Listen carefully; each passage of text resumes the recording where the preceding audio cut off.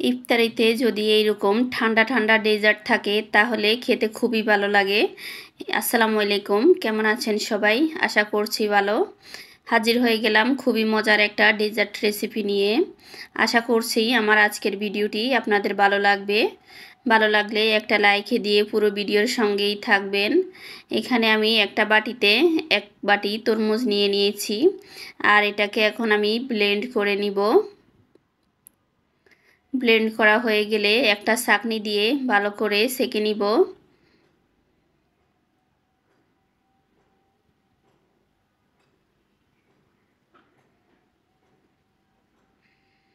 এই ডেজার্টটা কিন্তু গরমে খুবই ভালো লাগে খেতে।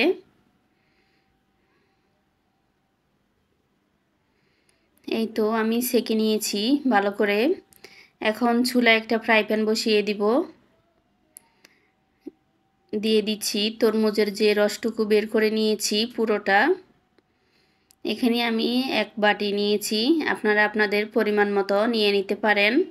আর এখানে আমি কোনো চিনি ব্যবহার করব না, তরমুজের রসটা যেহেতু মিষ্টি, আপনারা চাইলে চিনি দিতে পারেন। এখন বলক উঠিয়ে নিব ভালো করে। বলক উঠে গেলে দিয়ে দিব আগার আগার পাউডার।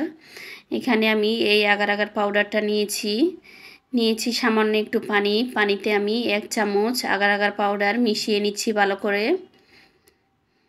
একটু ভালো করে মিশাতে হবে, আর পানিটা কিন্তু নরমাল নিয়েছি।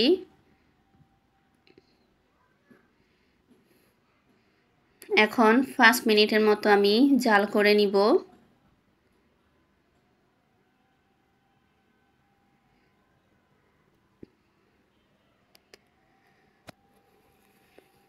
এই তো আমি ভালো করে জাল করে নিয়েছি।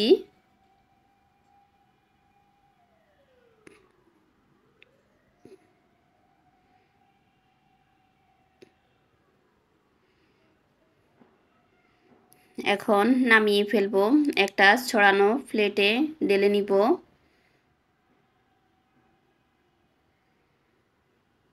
এটা কিন্তু গরম থাকা অবস্থায় ঢালতে হবে, না হয় জমাট বেঁধে যাবে।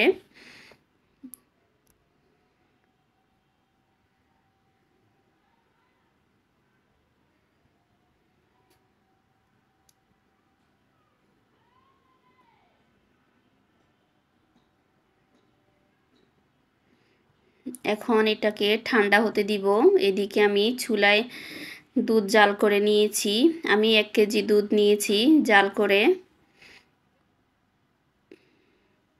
এখন চুলাটা জ্বালিয়ে দিলাম।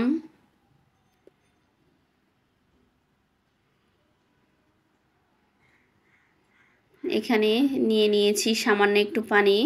আমি 1.5 চামচ আগার আগার পাউডার নিয়েছি। এখন পানির সাথে ভালো করে মিশিয়ে নিব।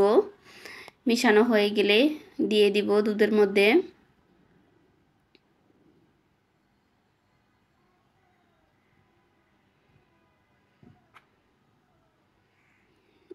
এখন এটাকে আমি 5 মিনিট জাল করে নিব ভালো করে। আমি এখানে চিনি দিয়েছি 1/2 কাপ, স্কিপ হয়ে গেছে। আপনারা যে যেমন মিষ্টি খান দিয়ে দিতে পারেন এই পর্যায়ে। এখন ভালো করে জাল করে নিব।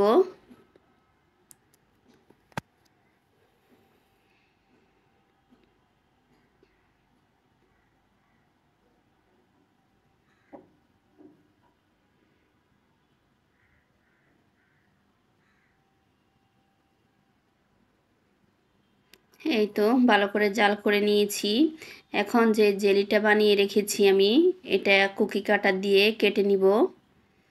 আপনারা আপনাদের পছন্দ মতো কেটে নিতে পারেন।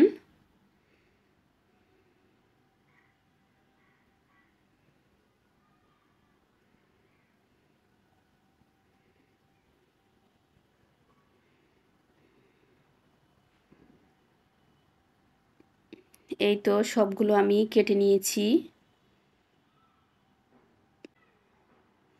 এখন সবগুলো আমি একটা প্লেটে নিয়ে নিব।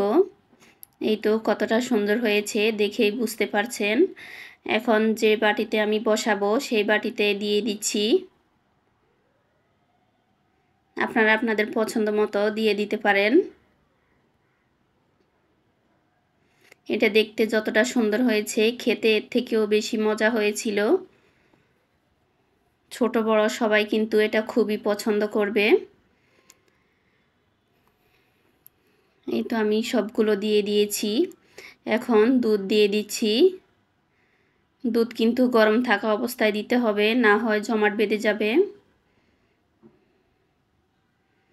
বাকি যে জেলোগুলা ছিল সেগুলো আমি কুচি করে কেটে নিয়েছি। এখন উপর দিয়ে দিচ্ছি।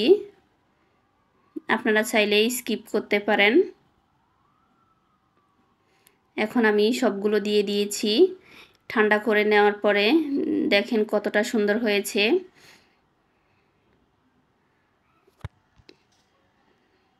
এখন একটা প্লেটে ঢেলে নিচ্ছি। মাশাআল্লাহ খুবই সুন্দর হয়েছিল দেখতে, খেতেও খুবই ভালো হয়েছিল। কেটে দেখাচ্ছি কতটা পারফেক্ট হয়েছে। আমার ভিডিওটি যদি আপনাদের ভালো লেগে থাকে তাহলে লাইক কমেন্ট শেয়ার করবেন। দেখা হবে অন্য কোনো ভিডিওতে। সেই পর্যন্ত সবাই ভালো থাকবেন। আল্লাহ হাফেজ। আসসালামু আলাইকুম।